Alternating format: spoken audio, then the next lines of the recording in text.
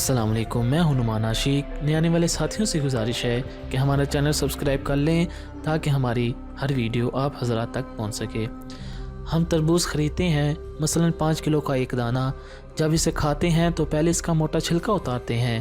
5 کلو میں سے کم از کم 1 کلو چھلکا نکلتا ہے، یعنی تقریباً 20%۔ کیا ہمیں افسوس ہوتا ہے؟ کیا ہم پریشان ہوتے ہیں؟ کیا ہم سوچتے ہیں کہ ہم تربوز کو چھلکے کے ساتھ کھا لیں؟ نہیں، بالکل نہیں۔ یہی حال کیلے، مالٹے کا ہے اور بہت سی ایسی نعمتوں کا جن کو ہم روزمرہ زندگی میں استعمال کرتے ہیں۔ ہم خوشی سے چھلکا اتار کر کھاتے ہیں، حالانکہ ہم نے چھلکے سمیت خریدا ہوتا ہے، مگر چھلکا پھینکتے وقت تکلیف نہیں ہوتی۔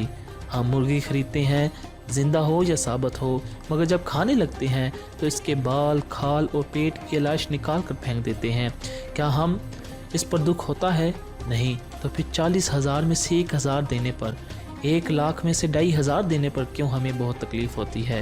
حالانکہ یہ صرف 2.5% بنتا ہے، یعنی 100 روپے میں سے صرف 2.5 روپے۔ یہ تربوز، کیلے، آم اور مالٹے کے چھلکے اور گھٹلی سے کتنا کم ہے۔ اس سے زکوٰۃ فرمایا گیا ہے۔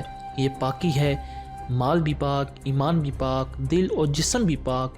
اتنی معمولی رقم، یعنی 40 روپے میں سے صرف 1 روپیہ، اور فائدے کتنے زیادہ، اجر کتنا زیادہ، برکت کتنی زیادہ۔